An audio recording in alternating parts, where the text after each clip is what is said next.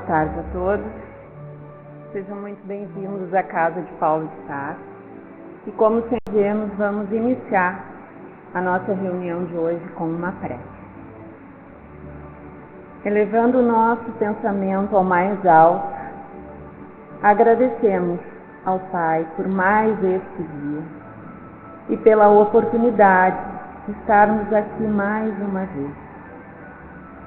A Jesus, nosso Mestre, agradecemos por estar sempre conosco e por nos ofertar tantos ensinamentos no seu Evangelho de amor.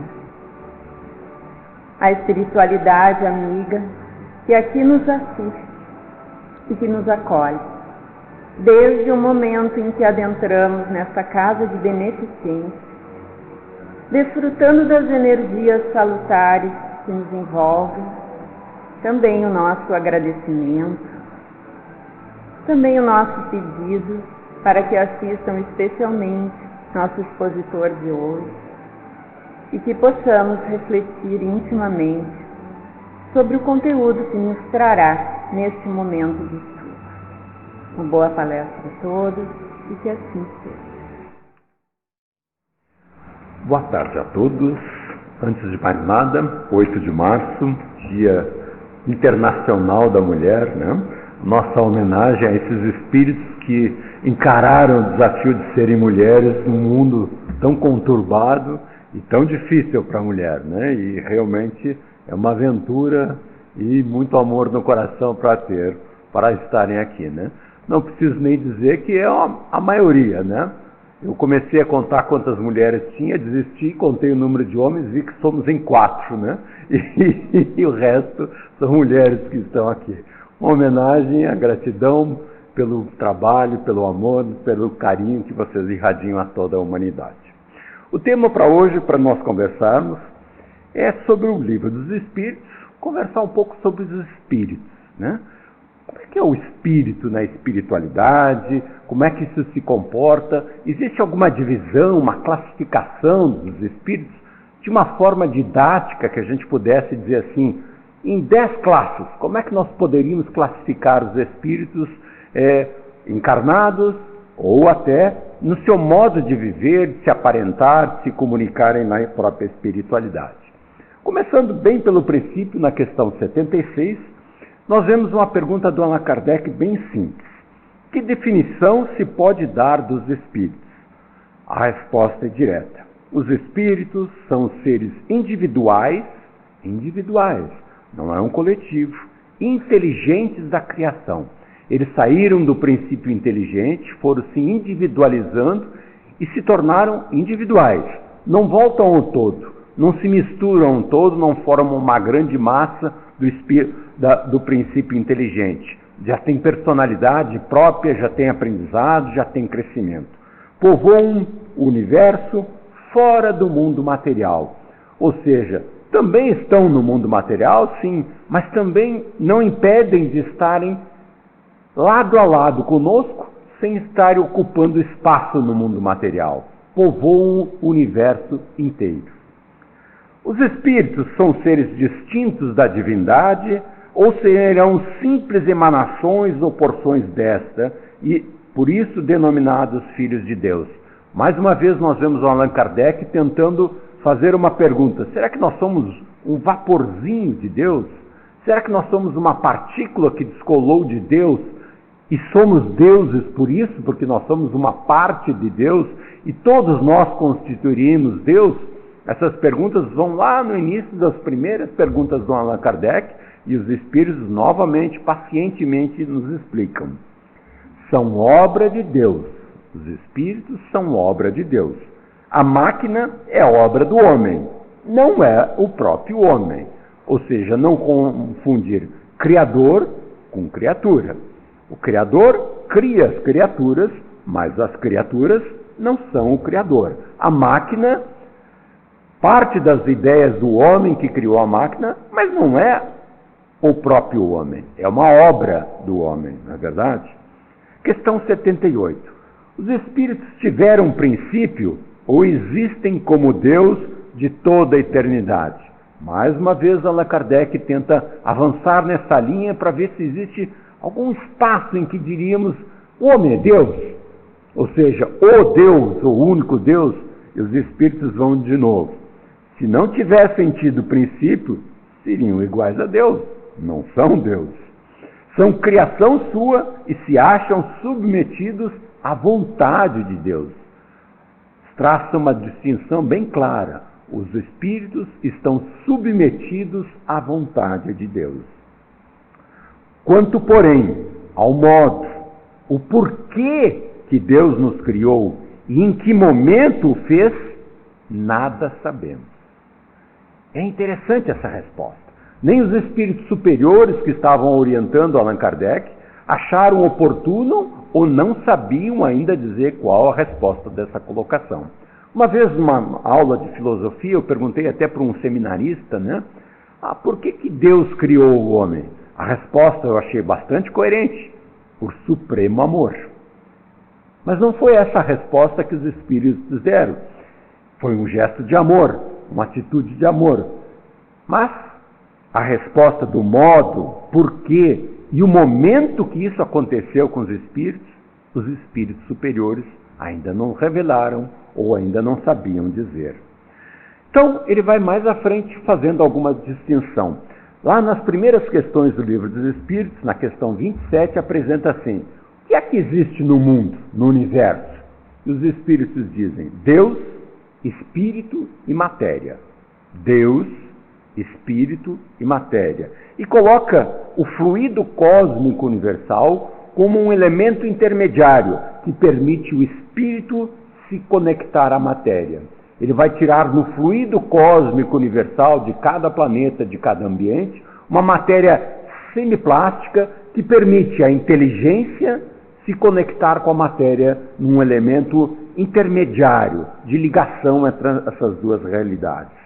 Então Allan Kardec pergunta: pois que há dois elementos gerais no universo, o elemento inteligente e o elemento material, poder-se-á dizer que os espíritos são formados do elemento inteligente, como os corpos inertes são formados do elemento material?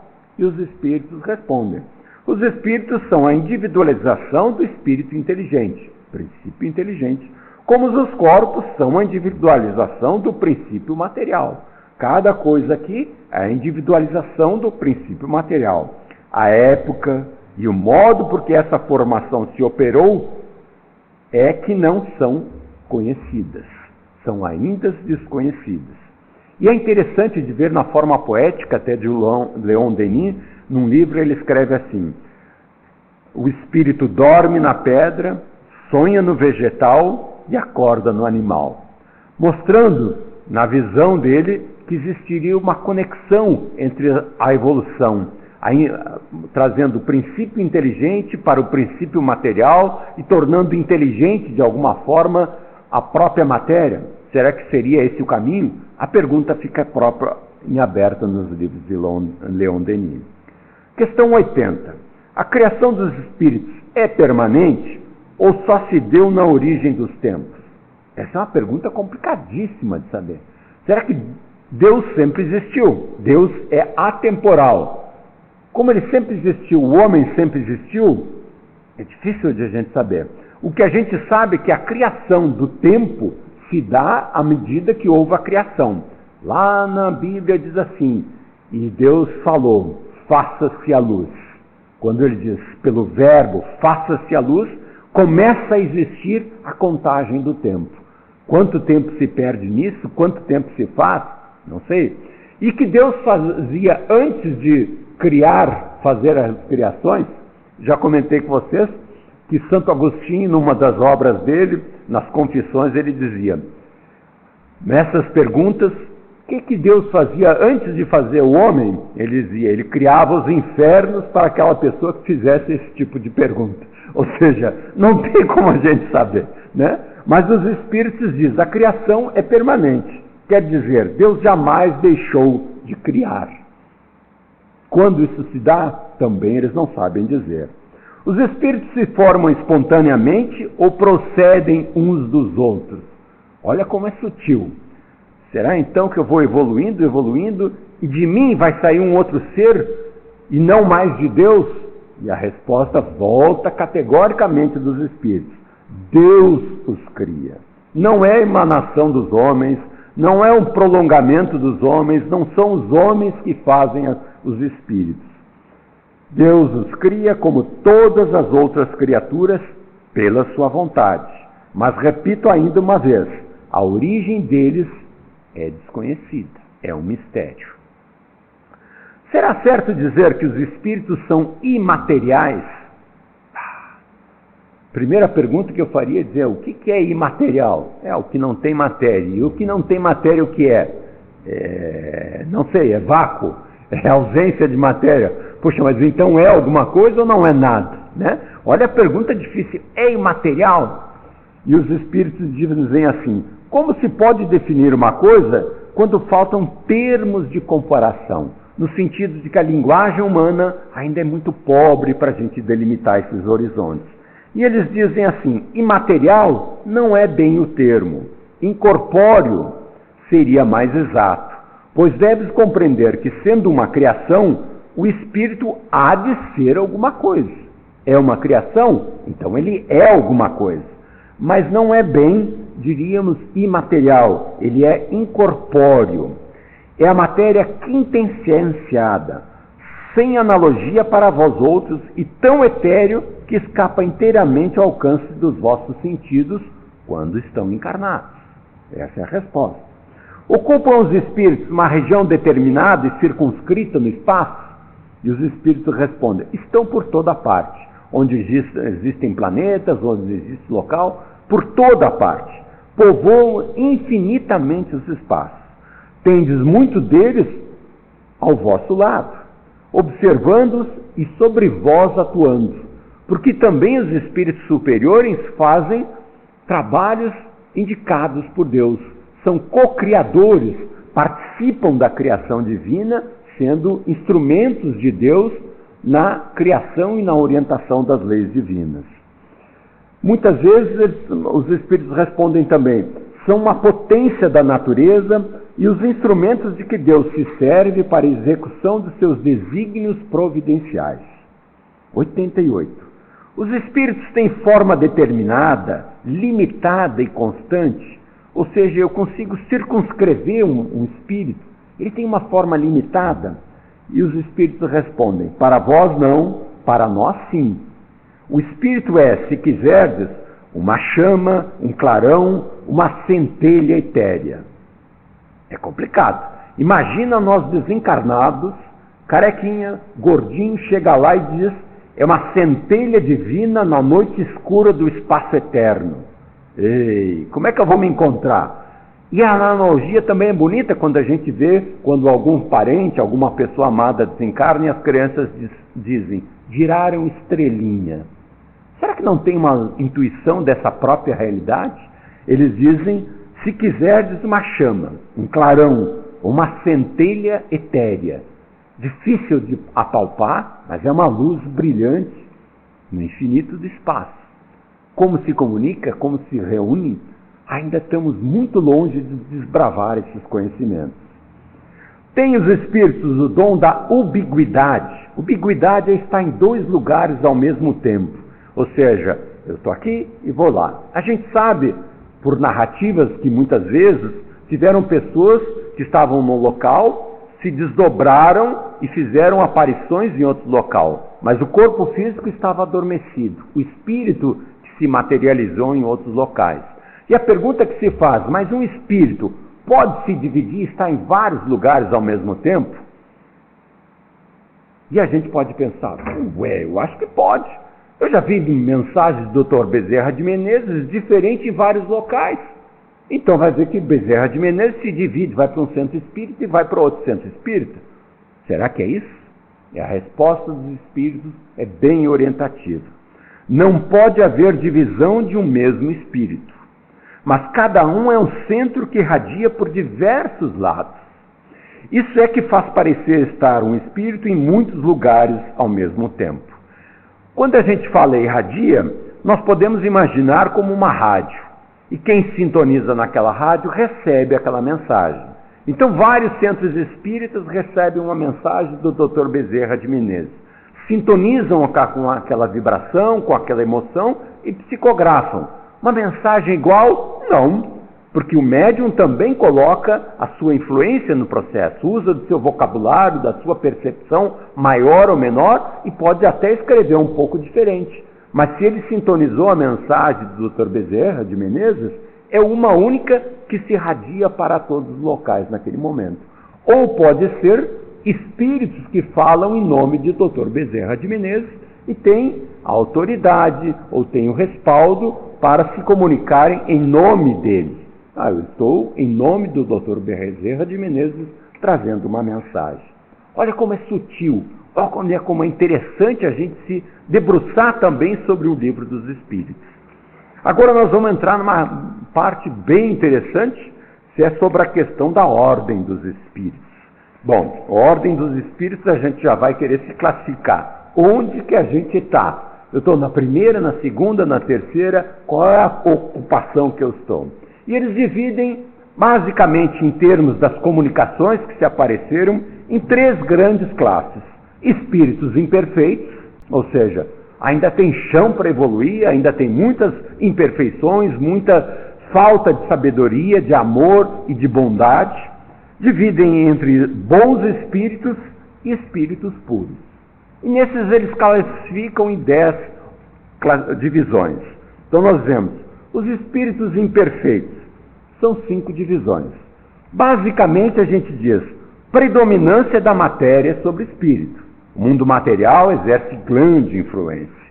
Propensão para o mal. Não é o mal absoluto, mas tem uma propensão pelo mal. Por quê? Pela ignorância. Quem não conhece, quem não tem experiência e habilidade, comete erros, comete injustiça, pensa mais em si, é egoísta muitas vezes, protege a si porque ainda não tem a capacidade de entender a criação divina. Então ele tem medo, ele tem receio de desaparecer, ele tem medo de morrer, e ele tem medo de perder a sua individualidade. Então ele ainda é muito ignorante nesses processos. Em alguns, propensão para o mal, ignorância, orgulho, egoísmo. Nem todos são essencialmente maus. Em alguns há mais leviandade, reflexão, malícia do que verdadeira maldade. Uns não fazem o bem nem o mal. E quantas vezes a gente vê isso? Mas eu não faço mal para ninguém.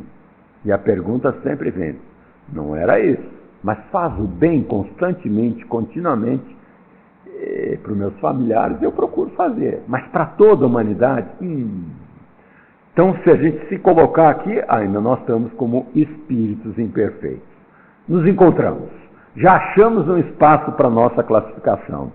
Outros se comprazem no mal e se rejubilam quando uma ocasião se lhes oferece e têm a oportunidade de praticar o mal.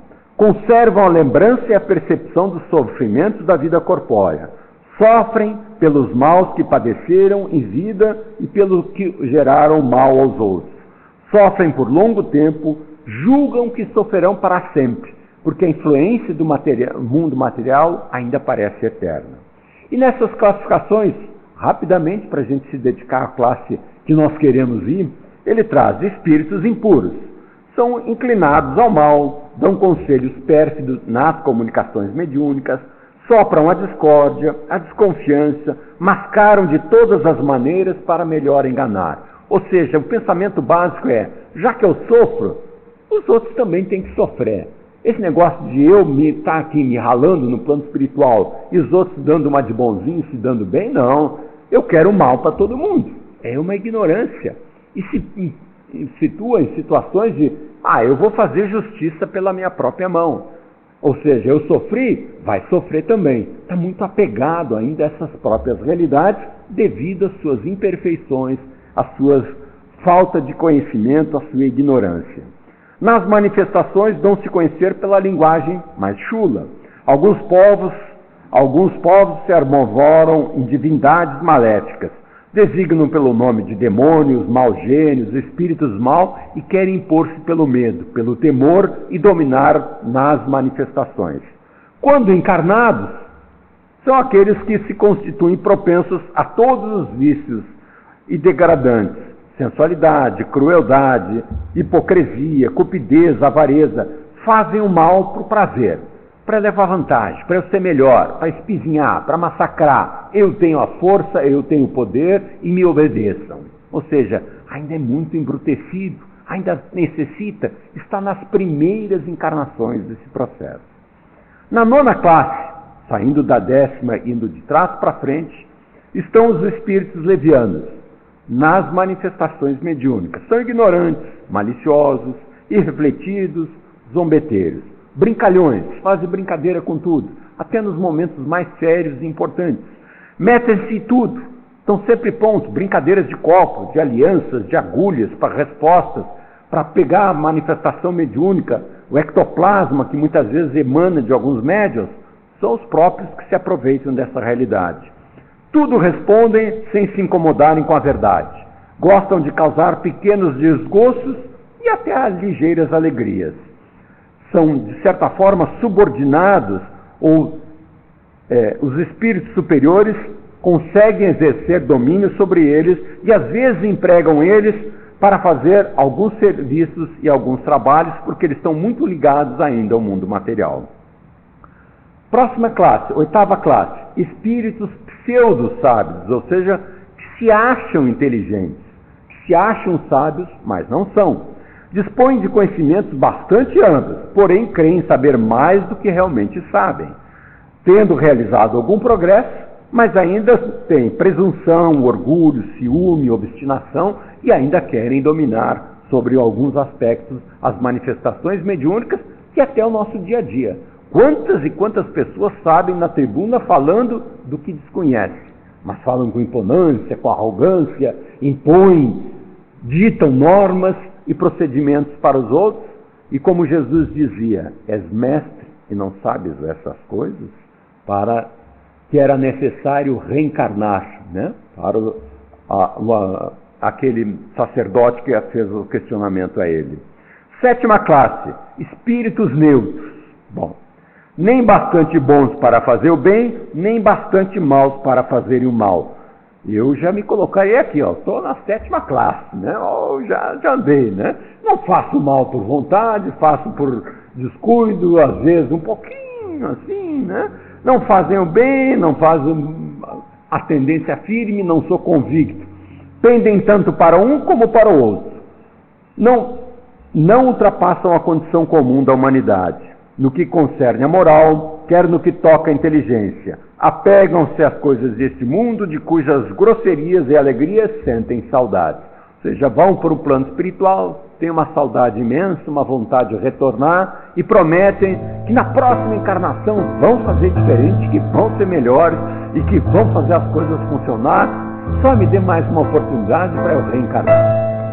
6ª classe, espíritos batedores e perturbadores, são aqueles que muitas vezes a gente sabe que fazem movimentos, manifestações físicas nas sessões mediúnicas, usados para movimentar objetos, usados para fazer voz direta, escrita direta, são para os efeitos físicos muitas vezes.